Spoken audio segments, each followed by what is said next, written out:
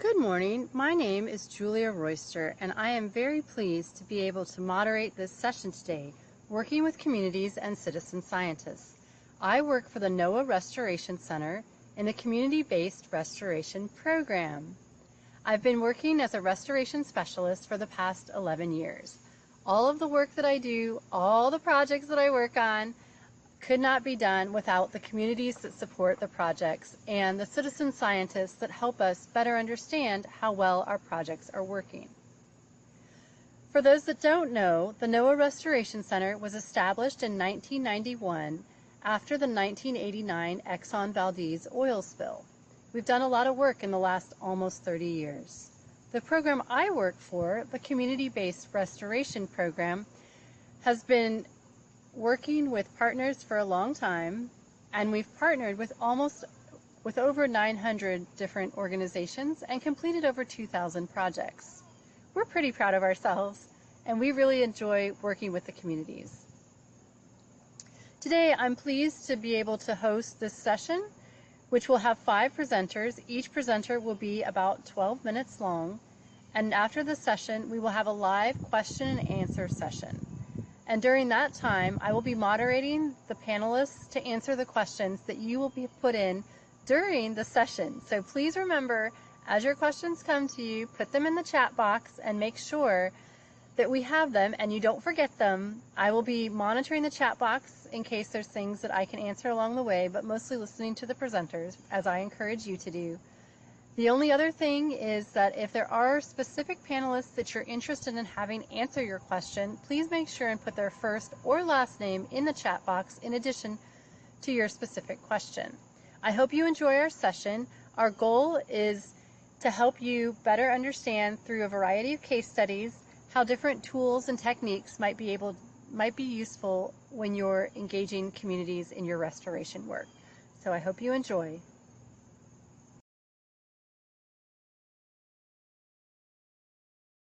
Hello everyone, I am Elsa Schwartz with Restore America's Estuaries. As many of you know, RAY is the leader of a national alliance of coastal conservation organizations around the country. We are a powerful, unified voice for habitat restoration in our nation's capital, and we have advanced, funded, and implemented on-the-ground restoration projects around the country, like this one going on behind me. Today, I am coming to you from beautiful Whidbey Island in Puget Sound in Washington State. And these volunteers are working to restore the estuary in their community. And like them, there are many homeowners, community members, volunteers, non-coastal restoration professionals who see a problem along their coast but don't know where to start. How do you develop a coastal restoration project? Where do you go for answers? What about permitting? Who do you contact? What do I do about these invasive plants? What about erosion or flooding on my property or in a nearby park? With support from Noaa Fisheries' Office of Habitat Conservation Restoration Center, we set out to develop a website to help coastal communities and residents find answers to those questions. And so the Coastal Restoration Toolkit was born. The toolkit is divided into 5 main topic areas: flooding, coastal erosion, water quality, invasive species, and wildlife habitats. Each topic represents a problem you may have seen along your coastline and is a launching point for developing solutions. But before we could build this tool, we had to determine, is this even needed? What information should be included? And do people in Alabama need the same information as those in California or the Great Lakes? Now I'm going to kick it over to my colleague, Dawn Spilsbury-Pucci, to tell you the story of how the Coastal Restoration Toolkit went from concept to reality and the journey we took along the way. And we will end by giving you a demonstration of the toolkit. Thanks, Elsa. So it all started back in 2017 when Noaa's Fisheries Office of Habitat Conservation and the Restoration Centers came up with an idea. They'd been receiving grant applications for some of their opportunities from really enthusiastic stakeholders that want to do coastal restoration. They were coming from organizations, though, that had no idea how to put these advanced and complicated projects together. And it was frustrating for staff, whether they be from Noaa or likely from other NGOs as well, as we were to find out, how to help these people with great enthusiasm and great ideas stay engaged and build these projects. Excuse me. There's limited capacity amongst staff, as staff is often trying to do projects on of their own. And so trying to handhold these people through how to develop these projects was an issue, and we didn't want to lose that passion. So Noaa approached Ray to partner on building this toolkit. They wanted to create something that would be applicable to all the different regions around the U.S., all the coastal U.S. They thought a steering committee with representatives from each of these regions would be a great idea to help develop the tool and identify stakeholders in those areas. We then used listening sessions and focus groups to kind of hone in what each of these places needed and what the staff and the restoration professionals were hearing in those areas. So this is where Lori Clark, my partner in crime, and myself worked with Elsa Schwartz in the toolkit to build the toolkit. The process being, we would hold these listening sessions and gather recommendations about what should be in the toolkit, how to approach them, what kind of information, and then work to build a website. So the listening sessions started, we went to 6 different areas around the U.S., including the Pacific Northwest, the Pacific Southwest, the Gulf, Mid-Atlantic, Northeast Atlantic, and the Great Lakes. We also talked by phone with people in the upper Great Lakes area and the lower Atlantic that runs South Carolina.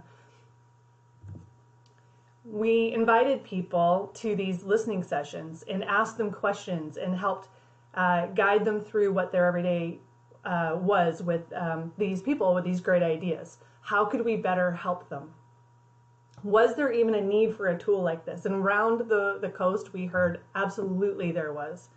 The people that we invited to these groups included grassroots organizations, restoration professionals, people from government agencies. We had tribal representatives where we could get them to come.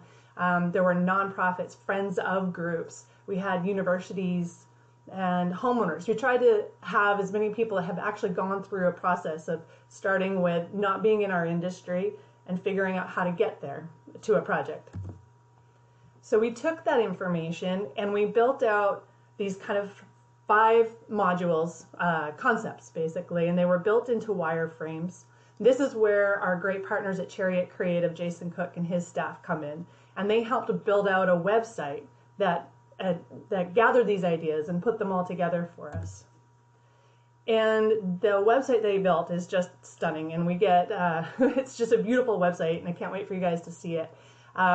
So they broke down these, they took our 5 module ideas, modules being groups of information, being flooding, greening, water quality, invasive species, and wildlife habitats. And as you'll see in a video in a minute or so, the invasive species and wildlife habitats were broken into regions because we felt that the regions were different enough, depending on where you were around the coast, that they needed to be broken into the regions. What was invasive in the Pacific Northwest was not necessarily invasive in Virginia. So, and likewise with wildlife habitats. Water quality, flooding, and greening, those were all pretty generic around the coast, and the same problems were faced. So we were able to leave those in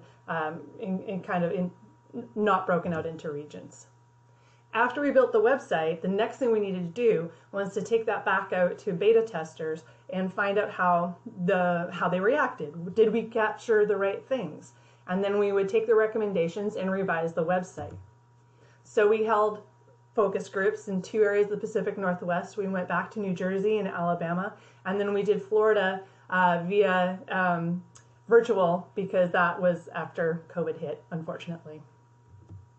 And what we heard, one of the big things that we heard was a video would be great. Help us walk through the site. And that's what we're very excited to show you now. One of the big differences you'll see, and this came as a result from our sessions, was that from our vetting sessions, our beta testing, the second round, was that greening didn't make a lot of sense to people. So you'll notice in the video that greening has been changed to coastal erosion. And greening has been incorporated through the water quality and the other modules. So it has to do with green infrastructure and such. So we've built that into the rest of the other modules and brought coastal erosion up to be highlighted in its own module. So please enjoy this quick introduction to what the toolkit is. This is available on the site at restoreyourcoast.org, and hopefully it'll help guide people through the toolkit and where you can find all the resources. Thank you very much. Welcome to the Coastal Restoration Toolkit. Here, you'll find the tools you need to start a coastal restoration project in your community. Addressing erosion, restoring wildlife habitat. The toolkit is your launching point. There are 5 main topics: flooding, coastal erosion, water quality, invasive species, and wildlife habitats. Each topic represents a problem you may have seen along your coastline. Invasive species and wildlife habitats are further broken down by region. First, access topics and their resources by hovering over the menu. For invasive species and wildlife habitat, you can access a region-specific subtopic by selecting it in the menu, or use the interactive map by selecting the subtopic directly. Next, visit your topic's overview page. For example, let's look at flooding. On the flooding overview page, you'll see links to each type of resource for your topic across the top. Keep in mind that you can print, save, or share using links at the top right. Let's explore project examples for some that have already been completed. In the right-hand sidebar, you'll see toggle style buttons for topic, region, and tags. Use these to refine your search results or use the search bar. Lastly, use the FAQs with their quick find feature for more help. Good luck with your coastal restoration project. Thanks so much for joining us for this presentation today. We hope you enjoyed it. Now we need your help in sharing this resource and getting it to those who will benefit from it. The website again is restoreyourcoast.org. Check it out, share it widely. We have resources for you to share it on your social media channels. You can use #RestoreYourCoast and be sure to tag Ray. We also have temporary tattoos, and we'd love to have you post a picture of yourself working on your restoration project sporting one of those tattoos. Reach out to me and I'll send you some. My contact info is on the website restoreyourcoast.org. Thanks for listening, and we hope to see you out in the field restoring your coast. Good morning. My name is Nicole Davis, and I'm the Watershed Coordinator for Save the Sound's Ecological Restoration Team. As the title suggests, I'm currently coordinating the implementation of projects from watershed plans for New Haven Harbor and green infrastructure work in Connecticut. I've managed Save the Sound's residential and edible rain garden programs and worked on the development of the Mill River Watershed Plan. I have a background in environmental science with a focus on land use and water quality. Save the Sound is a small nonprofit whose work centers around legal advocacy and on-the-ground restoration work centered around the health of Long Island Sound. As I was pulling together the slides for this presentation, I started with my typical first slide, which defines what a watershed is, and then realized that most of the people in this room already know that. But many of you may not be familiar with Long Island Sound or New Haven Harbor. Long Island Sound watershed is approximately 16,000 square miles. It spans 6 states and begins just beyond the Canadian border. There are several large basins that drain into Long Island Sound, and many more, hundreds actually, rivers, streams that contribute to the waterway. Today I'll be talking about the work in the watersheds draining to New Haven Harbor. New Haven Harbor is located in the central coast of Connecticut, right at the intersection of I-95 and I-91, and receives water from 3 rivers: the Quinnipiac River, the Mill River, and the West River, which are really the focus of this talk. The Quinnipiac River is the largest watershed farthest to the east, followed by the Mill River in the center, and the West River to the west. Each of these watersheds has its own story and set of challenges, and the implementation of restoration efforts have varied accordingly. Taken together, these efforts clearly demonstrate the impacts of a highly engaged community and the synergy of large and small-scale projects. The success of watershed planning efforts and restoration projects in these watersheds can primarily be attributed to the dedication of an active community group. The initiation of each watershed plan dovetailed with a project that was being championed by a local voice. And this is what really sets the work in these watersheds apart to those being done in other parts of the state. From there, community involvement happened organically, and Save the Sound was well positioned to facilitate plan development if needed, and to kickstart implementation before the community interest waned and planning fatigue set in. As I said, the Quinnipiac River is the largest of the three rivers draining to New Haven Harbor, and is the fourth largest river in the state. In the late 1900s, through grassroots momentum, the Quinnipiac River Watershed Association was formed as a partnership of universities, state agencies, municipalities, and other local and regional groups that were concerned about contamination in the river and the surrounding lands. They developed an action plan to help focus their efforts, which served as the precursor to the current watershed-based plan. Over the past 2 decades, the Quinnipiac River Watershed Association and other citizens groups have capitalized on funds that were made available as a result of a lawsuit and cleanup of a Superfund site. They've installed green infrastructure targeted at recharging aquifers. Numerous art installations, community education events, and research projects have been done. They've also constructed a recreational trail along the river. During the same time, Save the Sound was working in the river to restore fish passage, doing several burial removal projects that have restored alewife and eels to the historic spawning grounds. As we were working on this, and the Quinnipiac River Watershed Association was working to build the recreation trails, they decided to also develop a 5-mile paddling trail through the watershed in areas of the river that were previously closed by dams, and they now hold an annual canoe and kayak race down the river. Excuse me.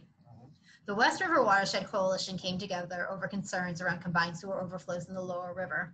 Through public education and outreach events centered around stormwater, an active citizens group emerged, working with Save the Sound to develop a watershed-based plan that was largely supported by citizen science, and resulted in distributed green infrastructure projects throughout the combined sewer area.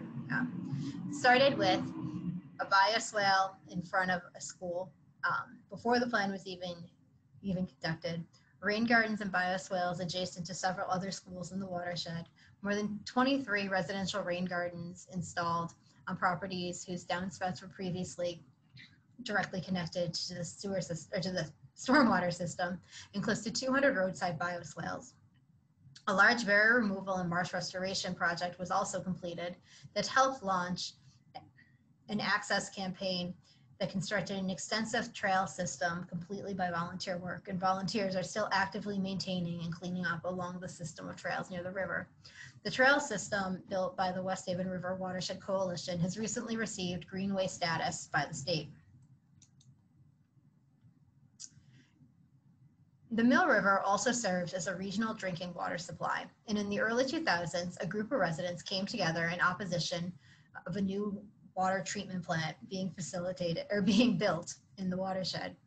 The Mill River Watershed Association emerged, and the group worked to protect the land and improve access to the river for several years, and then went dormant for over a decade. Through a combination of grassroots advocacy and desire to improve the connection and access to the river, another group of volunteers came together to design and eventually begin to build a trail system through the industrial waterfront. At the same time, stakeholders were coming together around the remediation of an abandoned coal-fired electric plant located in the river. While upstream, a local land trust was seeing the impacts of chronic drought and low flow conditions on the property that they steward. Working together with the Connecticut Department of Energy and Environmental Protection, Save the Sound brought together these stakeholders to develop a watershed-based plan and help to bring together the collective goals of each of these groups. The process has reinvigorated a dormant watershed group who now boasts more than 35 active members. Since the completion of the plan, 2 large parcels of developable land have been acquired by partners and preserved as open space. One, which is an 18-acre parcel directly adjacent to the river, and another is a large parcel adjacent to a large park system in one of our communities. 2 of the recommendations from the plan for green infrastructure projects that came out of the watershed plan and the community-led process, have also received funding and are fully designed and ready to go to construction, hopefully in the next 6 to 8 months. Beyond that, working with the Mill River Trail advocates, the City of New Haven has recently completed the construction of a 1.5-mile trail through the Fairhaven neighborhood, with a portion along a reclaimed waterfront easement. Working with the group, Save the Sound has also marked an additional half-mile of trails on road and is about to begin construction of a trailhead that will convert an abandoned dead-end roadway into a green infrastructure parklet. While much of the trail still remains on road, the city and partner groups are working to address easement issues and hopefully move the trail closer to the water in the future. The work of dedicated volunteers and stakeholders have propelled the success of the actions in the watersheds. As restoration practitioners, we can plan, design, and build projects, but when they are done in conjunction with community-led efforts, the benefits multiply. Save the Sound has built a partnership with these volunteer stakeholder groups, and working with their momentum, it's been able to implement recommendations from the plan in a way that maximizes ecological and social benefits and propels new and exciting initiative forward. When citizens advocating for and being involved in these types of projects, it develops a sense of pride and ownership in the rivers. We still have a lot of work to do, but the momentum has continued to build, and I look forward to seeing the synergy of the projects on these very different watersheds as we continue to work together to improve water quality in New Haven Harbor and ultimately Long Island Sound. Thank you. Hello everyone, my name is Vidya and welcome to my presentation on resilient shoreline management in Illinois. We are going to be talking about problem solving through partnerships today. My name is Vidya. I lead our program's efforts on shoreline resilience and regional sediment management. I facilitate interagency coordination as it relates to the implementation of shore protection projects, and I work closely with our state's geological survey to incorporate data on shoreline change into decision-making practices. Today, I'm not going to go into all the work that we're doing in Illinois, but instead I'm going to share the top 5 problems that are keeping us up at night here. And I invite you to talk to me about solutions once I give you a sneak preview of how we're approaching these. So firstly, we have a very urbanized coastline, and so lots of shoreline armoring. And then you must have heard that Great Lakes water levels are at an all-time high, and so we're facing rampant beach loss. Not only that, but we're also losing rare coastal habitats not found anywhere else in the world. Most municipalities, because of multiple jurisdictions, are managing their shorelines as individual pieces, not necessarily keeping in mind that larger system. And finally, yeah, there are cool solutions out there. But how do we ensure that those solutions are equitably distributed and are serving historically underserved populations? Before I dive any further, I invite you to take a look at this list. And regardless of whether you work along an estuary or along an ocean coastline, think about which of these resonates with you and take a moment to just type that into the chat box as a record and to allow us as coastal managers to commiserate together on our shared problems regardless of our geography. Alright, so that is a little portion of Lake Michigan that we occupy here in Illinois. We have 65 miles of shoreline. The top 1/3 of the shoreline consists mostly of sandy beaches. The next third consists of tall, steep bluffs with little to no sand. And then we have an armored section, which is mostly the city of Chicago. Again, not a lot of sand. So at the outset, the communities along the bluffs and along that urbanized portion said, hey, maybe one reason we don't have a lot of sand is because that northern sandy section, maybe because they built up a lot of harbors and coastal infrastructure that's trapping the sand and preventing it from coming down to reach us. But as a coastal program, we decided that we first needed better data to understand southward littoral drift and how these coastal processes shape our existing geological setting. And so we partnered with the Illinois State Geological Survey to conduct detailed monitoring and select sites and also comprehensively map our sand distribution and thickness along the nearshore. And what they found was very interesting. They found that even before all of that infrastructure was built, there wasn't historically a lot of sand present along that bluff and urbanized section of the shoreline. And this is because in the northernmost part of the shoreline, where there is a lot of sand, the lake bed is shaped like a basin. And that basin tends to trap all the sand coming in from the north, from Wisconsin. And because of the way that basin is shaped, the sand stays there and doesn't move south. What does this mean then for the communities along those bluffs and in that urbanized portion? It means that if they want to have those beaches, they need to be doing sustained beach nourishment efforts, because sand doesn't really like to hang out in an area where it isn't geologically set up to do so. Which brings us to our next problem. We know that we are losing our beaches. We know that to keep our beaches there, we need to be doing sustained beach nourishment. But it's really expensive to keep trucking in sand from inland quarries. So where do we go to find sand? This led us to exploring the potential of beneficially reusing dredged materials. You are looking at an aerial image of Waukegan Harbor in that northernmost sandy section. Sand tends to move from the near shore, from the shore to the near shore and settle in to the approach channel, impeding navigation. And so the Corps does periodic dredging, which opens up several thousand cubic yards of sand that's just usually dumped in a sand mountain.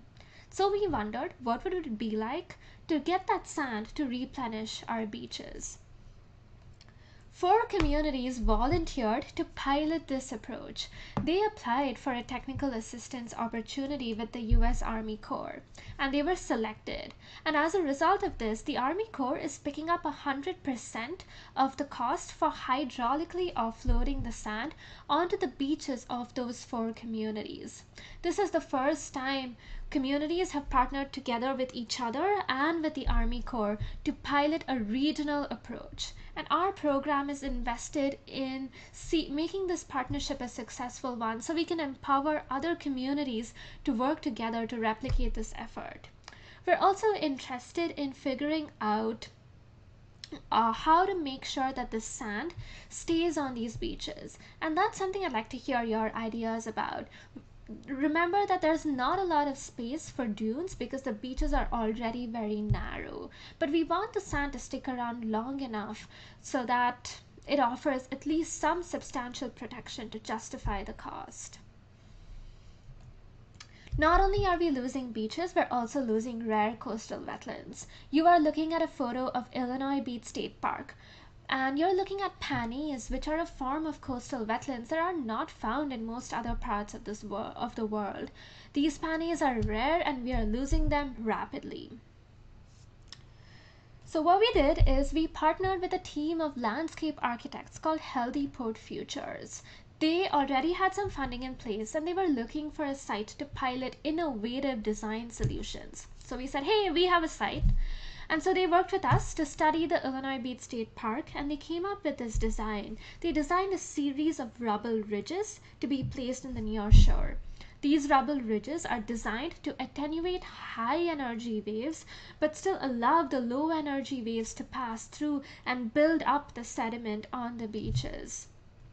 And by doing so, these structures help to slow down but not stop the littoral drift, and so they're minimally intrusive to coastal processes. Additionally, because they're made of stone, they offer a low-cost approach, and also stone offers interstitial spaces to form fish habitat. So these solutions that I've described are individual approaches to shore protection. But we also want to make sure that there's some regional coordination taking place so that people know what's going on updrift and what's going on downdrift.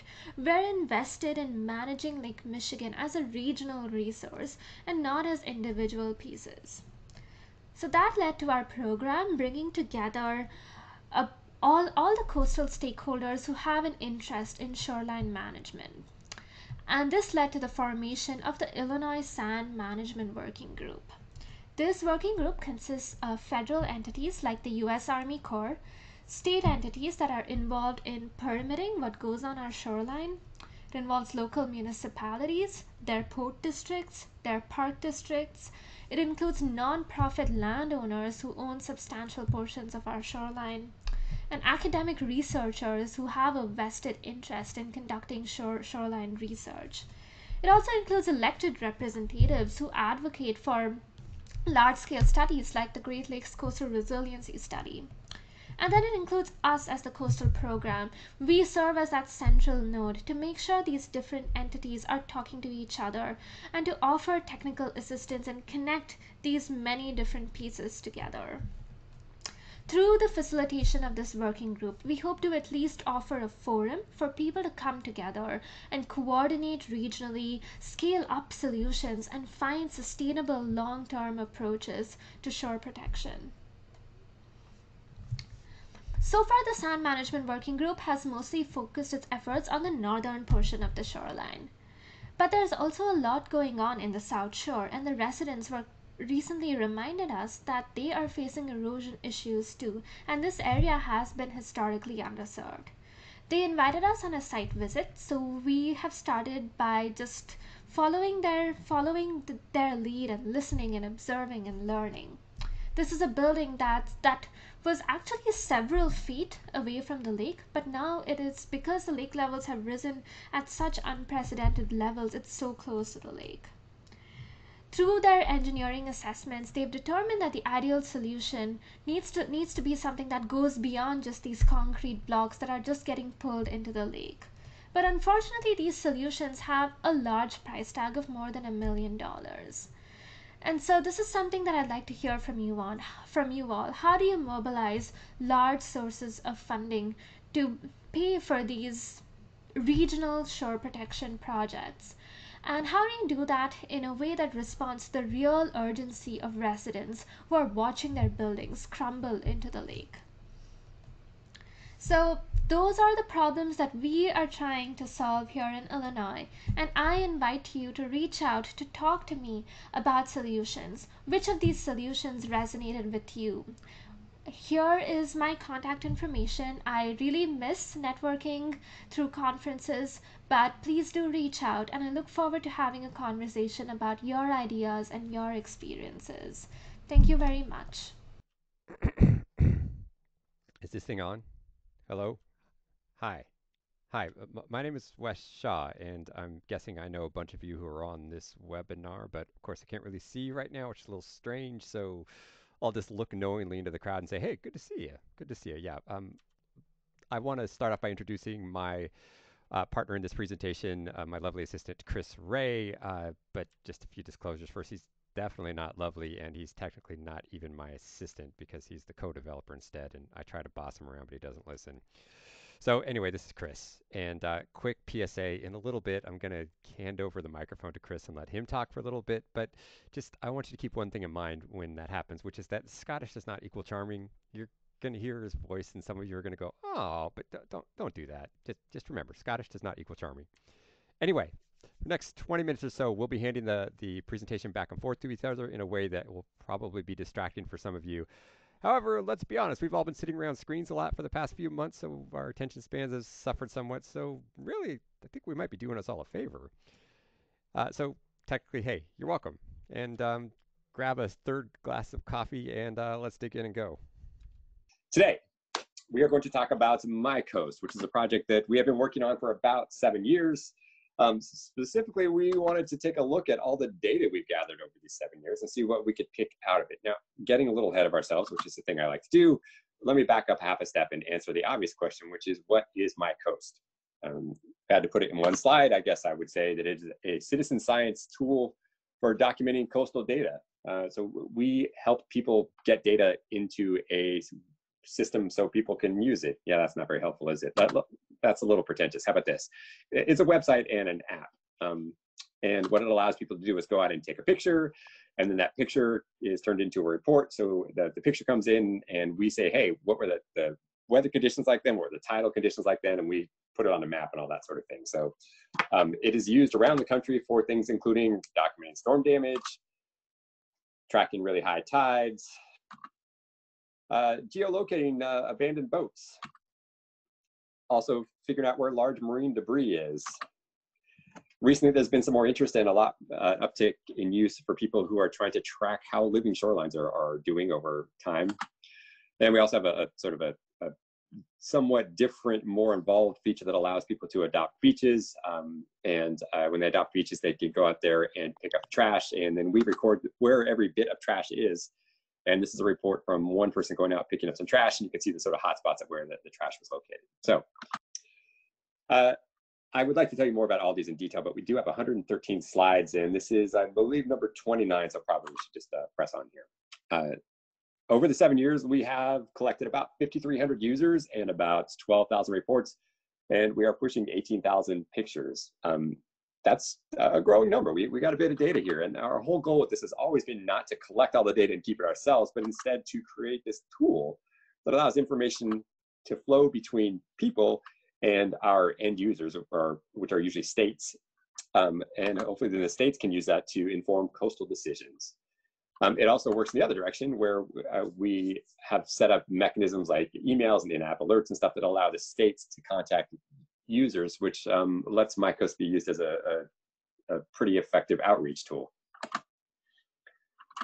So that's it for the introduction. Now let's get into the data. Before we do that, a real quick disclaimer. Neither Chris nor I are data scientists. We don't know any data scientists. This data has never been looked at by data scientists. We're not sure data scientists even technically really exist, although perhaps there are some of you listening right now, so you might beg to differ otherwise. But look, we know you're all smart people, and you probably, unlike us, have had plenty of coffee. So rather than talk down to you, we thought we'd just show you the data, and you could, you can see the obvious trends in it. So here's the data. Fascinating, right? I'm glad we have 20 minutes for this, because it just takes a little while to go. Oh, sorry. Okay, yes, it does get a little old after a while. Fine. Here's the data in a different format. Huh? Is that better? Good data, right? So that's what we got. Thanks very much. Okay, never mind. Look, we're going to break it down for you, for those of you who are maybe still half asleep or who don't stare at data all day long. And we have 6 takeaways that go over sort of the main things we pulled out of it as we dove into the data. Okay, takeaway 1. When you're putting together your data collection project, it's worth spending the time to figure out what your goals are and then design the product accordingly. Now, this sounds obvious, but just bear with me for a second here. If I were to ask you, why do you want to build this tool? You might say, well, because I want the data, and that's fine. And you might also say, well, it's an outreach project. We want people to know about things like king tide, so having them document them is a good way for them to be more aware that they exist. And then you also might say, well, look, we actually really want it for both, right? That's the easy answer. And that's fine, but spend a little time thinking about, do you mostly want the data and are a little bit interested in outreach? Or are you mostly interested in outreach and the data is just sort of an added perk? Now, why does this matter? Well, I'll tell you. We have approximately 5,300 users. It's convenient to think that they're all the same, but in reality, of course, they're not. And you can split them up any number of different ways, but one that we did that we were sort of interested in was, what if we split out the government people from the non-government people? Now, we didn't do this very scientifically. We just looked at the email addresses and filtered out the ones that came from .govs or .state.us sort of email addresses. And it sort of seems like there are a bunch of each, which is true, but really it's about a 2/3, 1/3 split. And okay, so again, why does this matter when you're developing your product? I'll tell you why. Imagine who you want to gather the sort of data you want. So think about king tides or any sort of flooding where you're not looking for like detailed information. You just need to know, hey, this is an area where this is flooded. If this is an outreachy sort of project or a non-technical one, maybe you are totally fine having all sorts of random people to sort of citizen science recording stuff, and that data is all good no matter what, because all you're asking them to do is take a picture. If, on the other hand, you're asking them to take a picture and also fill out a form to document different types of storm damage, and you need to be able to trust that what they say is actually what they're seeing because they have some expertise or some specific training or whatever else, then you might target that differently. So it might be easier to target the government people for the second one, and for the king tides really do the general audience. So think about, as you're putting together the form or as you're trying to recruit people, who best matches your end goals. So takeaway 4, outreach. Outreach via websites and apps and everything else is a tricky thing. we've seen lots of states try different things, and then we've seen things happen that are or not related to those efforts. I want to talk about the state of Massachusetts for a second. Massachusetts was one of our first clients. They were looking primarily at recording storm damage, but they also had a little bit of interest in king tides, which was something that was getting bigger in South Carolina.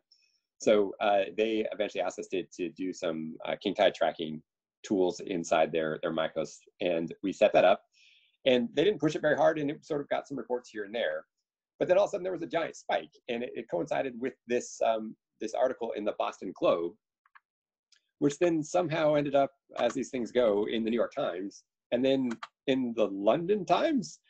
And the interesting thing about this, or one of the interesting things about this, is that the state of Massachusetts did not start this effort. To the best of our knowledge, it was pushed by the New England Aquarium, who saw a tool that they liked and decided to, hey, let's use this, it's available.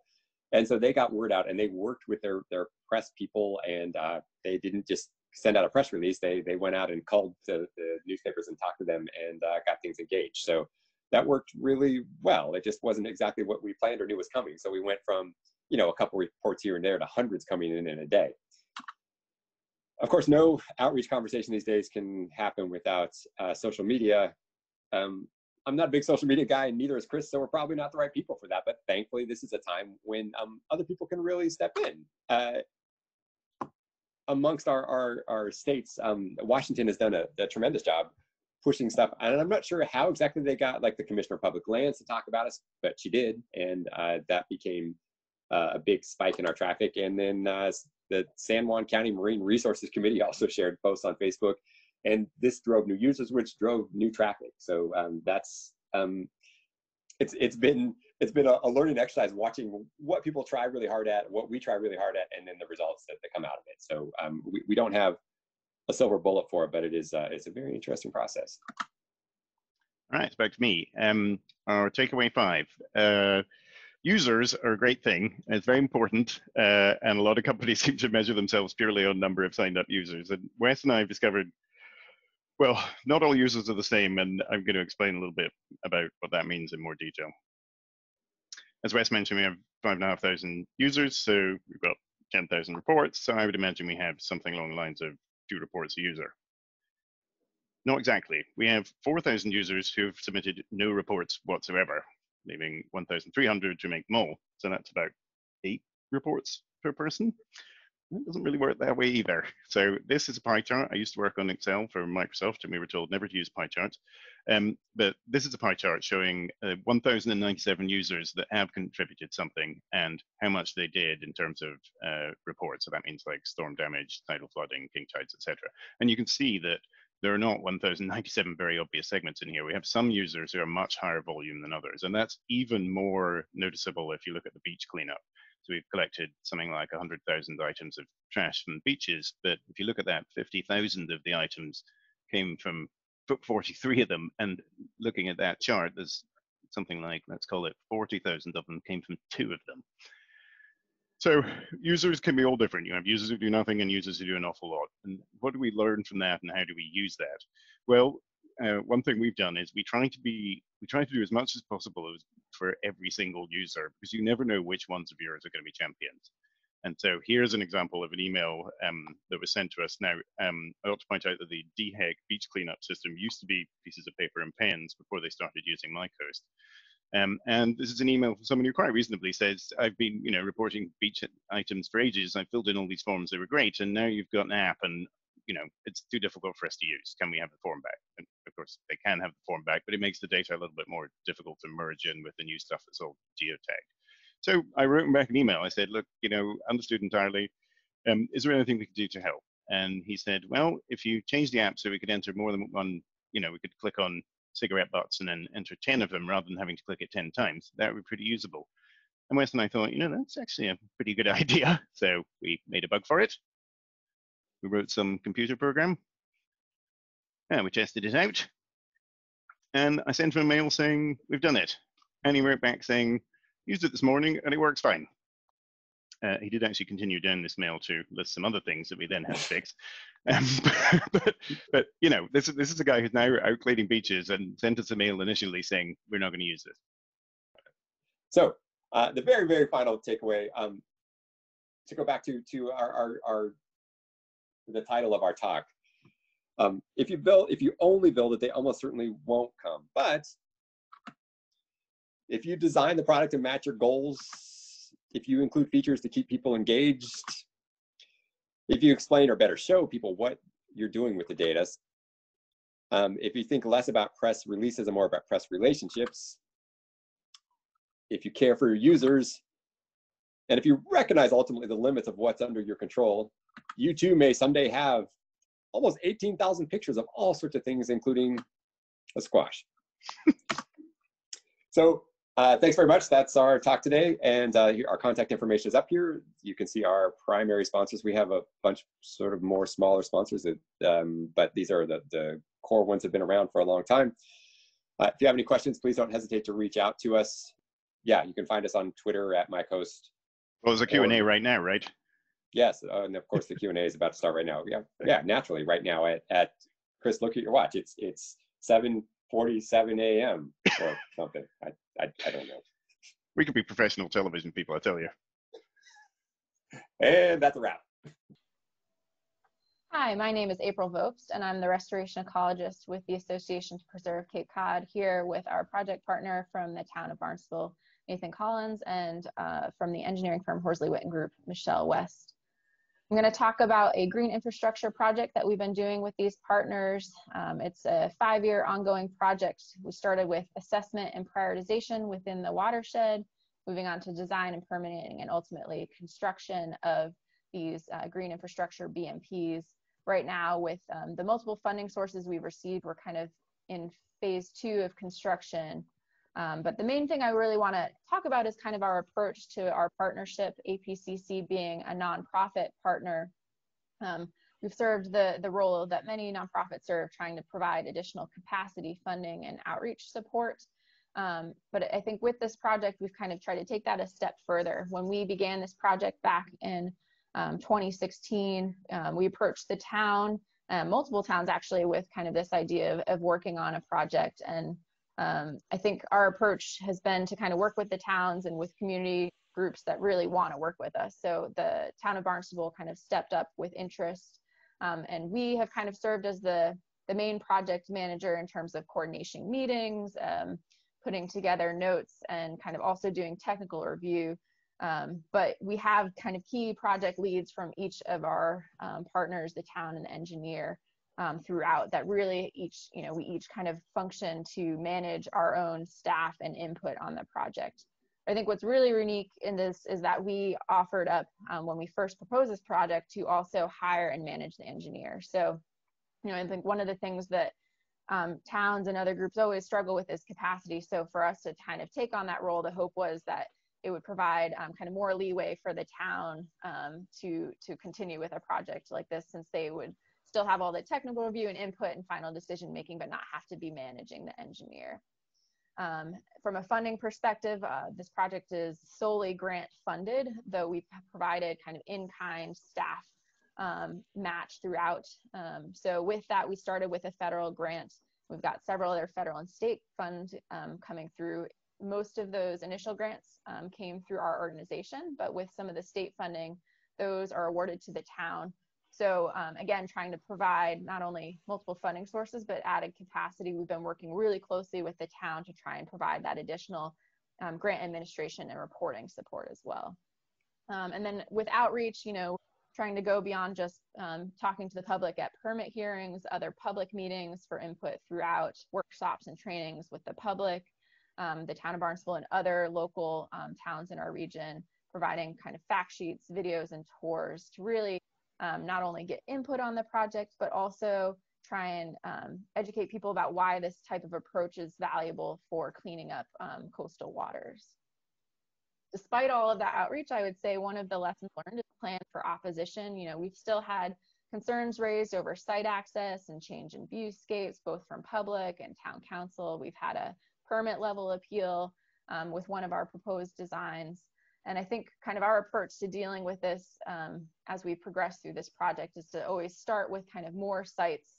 We start with a list of top 10 from our assessment, narrowing it to 3 or 4 sites for concept designs and trying to then go ahead with 1 or 2 for construction, so that if there's specific sites that we see, hopefully at an earlier stage, that there's concern at, we can kind of focus on the ones that we're going to be able to be most successful with.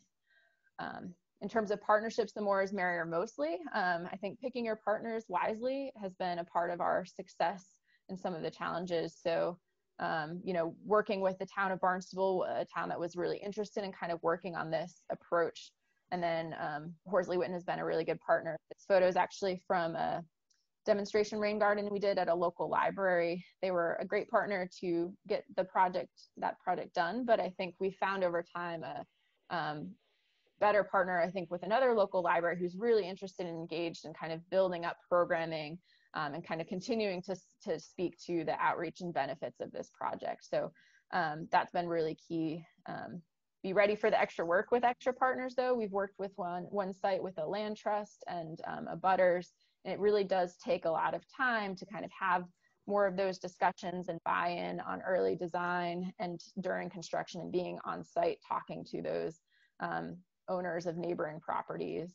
And the town has been really great. They've already got a lot of good partners with local shellfishing organizations and civic groups. So we've really kind of been able to benefit from building those into our network of partners as well, for updates on the project and kind of continued support and buy-in. It's been a big benefit to have multiple funding sources. We can kind of have a bigger impact and pull together those funds, but we've had some particular challenges around construction.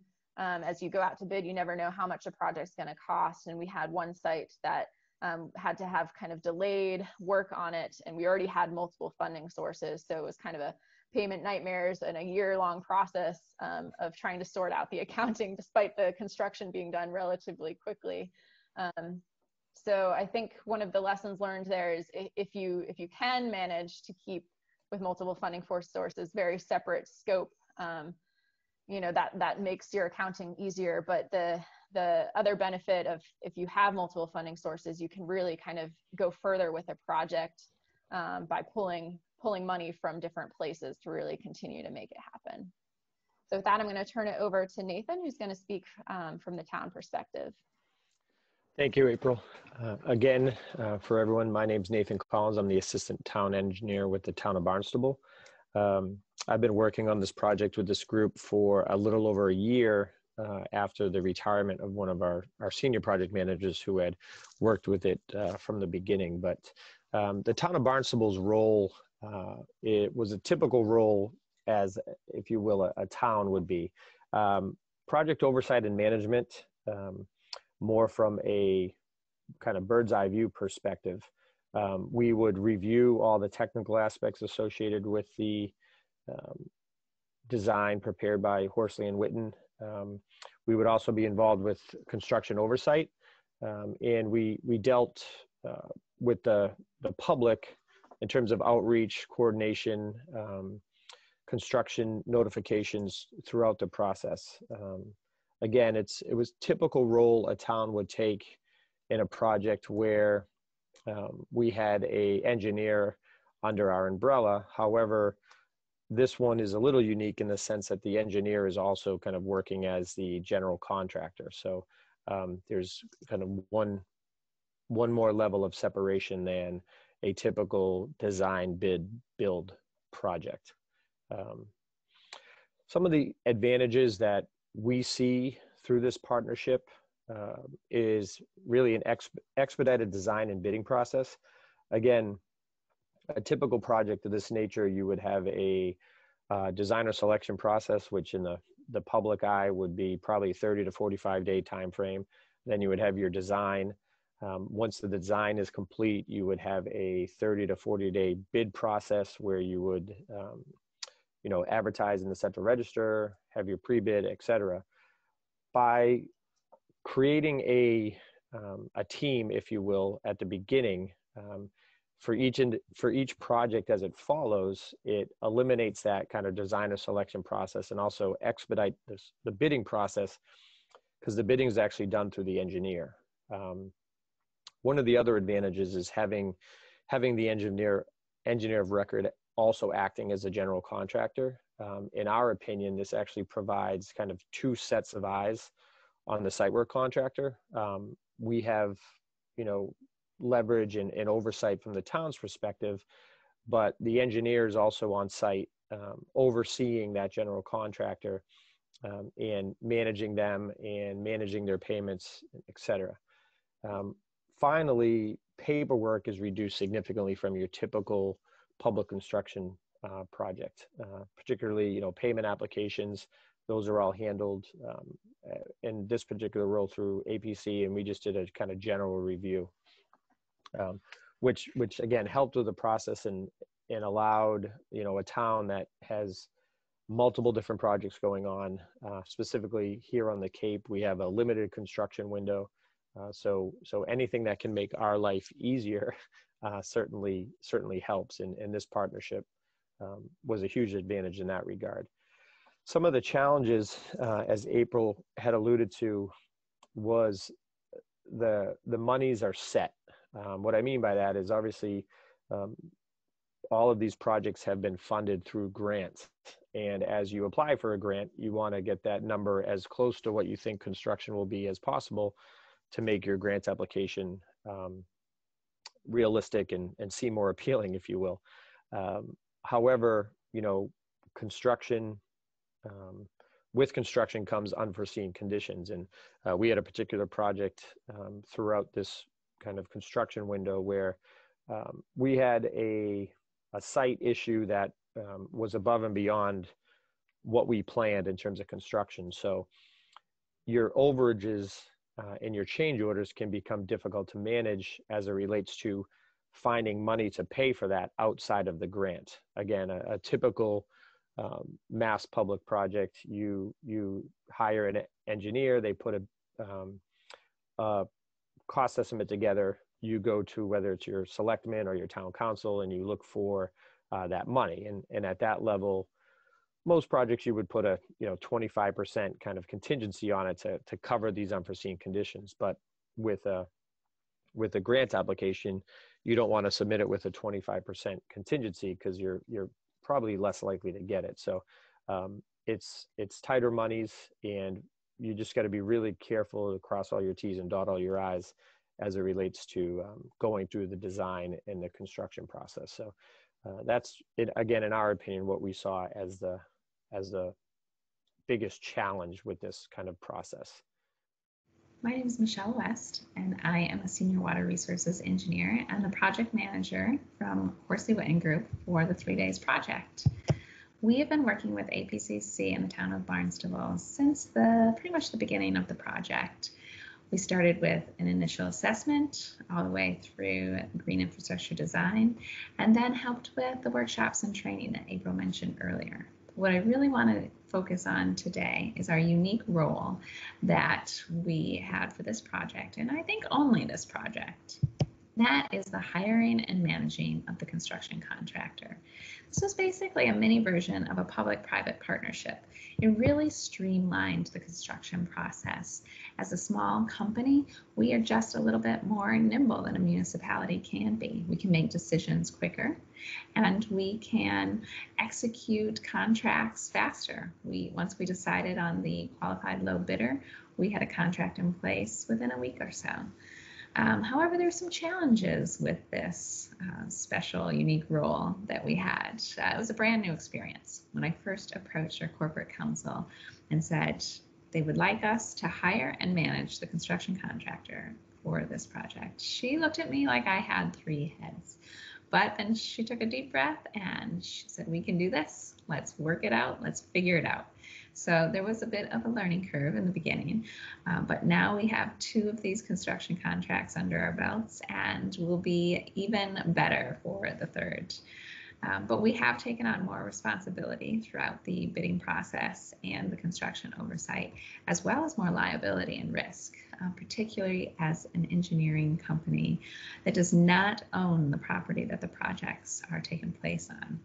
So what the lesson learned is for us is to make this successful, it really takes good partnerships with partners who are willing to come together to solve problems, because there will be issues that come up that are different than the traditional model. But the 3 Bays project really is a good example of using all the tools that the project team has to get more done on the ground. We've completed 6 stormwater retrofit sites, some of them pretty tricky, in just a couple of years. And that's faster than you could do under the typical model. One case study where we had some issues that we had to solve was at Ropes Beach. This design was a linear gravel wetland, and it was to be constructed right up against an existing retaining wall, an old existing retaining wall.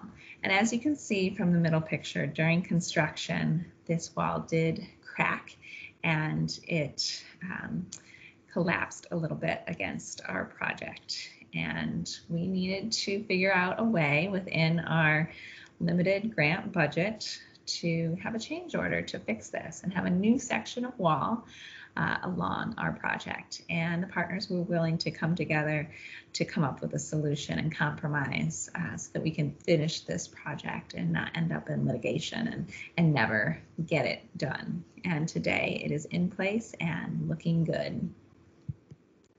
Thank you for listening today. That was just a quick overview, and we'd be happy to take any questions. Thanks.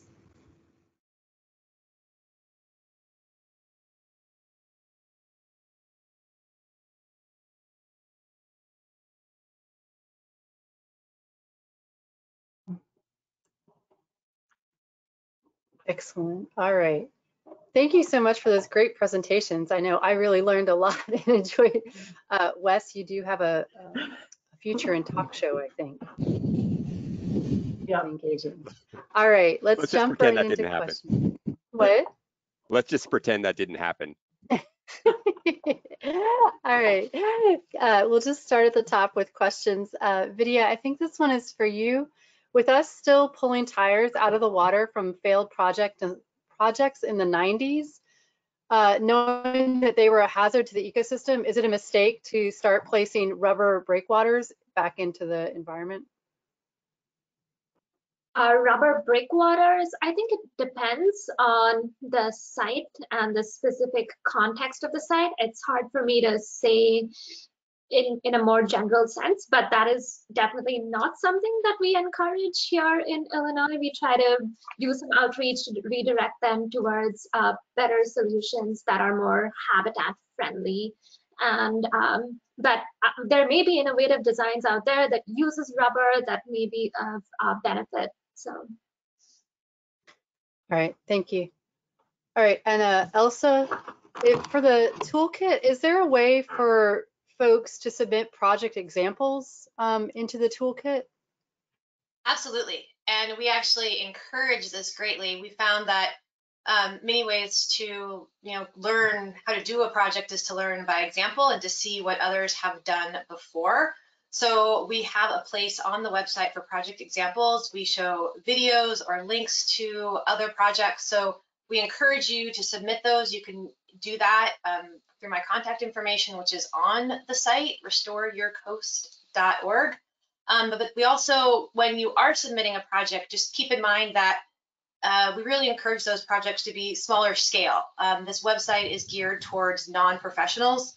So a project that may be, taking out a large dam, while is a wonderful project, may not be one that local community members or smaller groups may be able to tackle. So just kind of keep that in mind when you're submitting projects, but please send them my way. All right, thank you. And for Wes, what states is MyCoast currently working with? We are currently working with the state of Washington, South Carolina, Rhode Island, Massachusetts, Maryland is about to come online, and we've got a few more states we're talking with. So we're trying to spread around the coast and get different spots and different projects in different locations. So, and do you have any idea what the states do with the data? Yeah, well, I know we have limited time here, so I'm going to be super quick, but I'll highlight something that's going on in Washington, where Washington realized that they had a problem with a lot of creosote floating around in the sort of tidal areas. And the state put together a program where you can use the MyCoast app, you take a picture of it, it geolocates it, and the state then knows where to go and clean up that debris. So it's spread, we have well over 1,000 reports in for it. So it's been an easy way to track down little bits of data that otherwise are just really tricky to find. Thank you. So trying to figure out how to make a question out of video. There's a lot of interest in how to manage sediment in the Great Lakes. The one question is that just acknowledging that retaining sand is a problem. Have you and your team considered vegetation to both anchor the sand in high tidal elevations and encourage sedimentation in lower tidal elevations, like for living shoreline approach? Yeah, well, we don't have tides in the Great Lakes, so it's a little bit different. But yes, vegetation options are things that we are looking into. And if you have ideas on plant species that are more effective at holding sand on a narrow strip of beach, I'd be happy to hear more ideas. And yeah, I think vegetation is a good suggestion.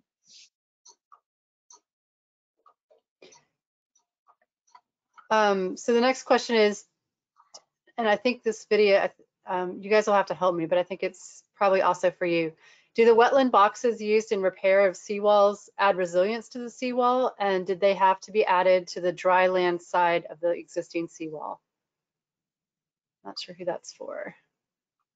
I wonder if that's for Michelle. That might make sense. That could be about our last example. Yeah, I think so. For our project, we were using the gravel wetlands to treat stormwater runoff before it discharged out to a very popular beach. But I think the question was asking, could you build resilience for that wall on the other side of the wall? And I think that is a very interesting idea. You would probably do a different type of wetland than we did for stormwater treatment, but certainly something to explore. Thank you. Just being mindful of time, we've got about 8 minutes. For April, with the unique roles you described for your project, have you worked together to manage, how have you worked together to manage construction, both the complexities of day-to-day coordination with the contractor and the administration, as well as making payments, and how does all that work out? Yeah, so again, APCC as a nonprofit is kind of managing the project overall. So during construction, we kind of do the typical weekly or bi-weekly construction meetings with the engineer and the town. But because Horsley Witten Group is the one who actually holds the construction contract, like most of the communication on construction has gone through them, with the exception of when there's issues on site in terms of like the issue with the wall that had a crack in it. So I don't know, Michelle, if you want to kind of speak to how working with the construction company directly and communicating with the town has worked, and maybe Nathan as well. From our perspective, it worked pretty well. Luckily, we didn't have many problems like that at Ropes Beach, but we did the day-to-day communication. We received all the submittals from the contractor, reviewed all of the materials and all the technical aspects of the project, and then we would give our updates to April and to Nathan in terms of scheduling and when to expect certain large parts of the project to be done, so that they could be aware and let the public know if any questions came up. But overall, it actually went really smoothly. Thanks. All right, one question for Nicole. How has work benefiting environmental justice communities emerged in watershed planning and projects that have been implemented? In New Haven, or all of the watersheds draining to New Haven Harbor, most of the coast encompasses neighborhoods that are environmental justice communities. The one particularly in the Mill River is an area that was identified in the early 1900s as an industrial area. So no parks were ever planned in that area, but it's a very residential area. So working with those communities, going to their community group meetings and helping ask them what they wanted to see in the plan and the projects was really helpful. And we found that they weren't very attentive in meetings, but when you went to them, there were a lot of ideas brought forth. And that's where the parklet idea came from, was this taking this abandoned roadway into a park that's next to a playing field that could be used for the community. We also are working in another neighborhood in the West River Watershed doing residential rain gardens. It's a very densely developed area that doesn't have a lot of green space, and helping the community create stormwater retention basins in people's front yards that really green the community, and also help to bring pollinator habitat and just scenic value to the neighborhood. Thank you, Nicole. It's a really important topic, I know, during this summit, so I appreciate that example. We have 5 minutes left, and there was a good question that I think kind of brings us all the way back around. And if each one of you just want to highlight quickly how your programs or projects involve citizen scientists, like our session is supposed to be about communities and citizen scientists. So if you have a final thought or an example that you wanted to share in a minute or less, and I'll start with you, April. So we've been working a little bit with some of the community groups, but I might point over to Nathan if he wants to speak about how the town has worked a little bit with a local shellfishing group on some of the maintenance.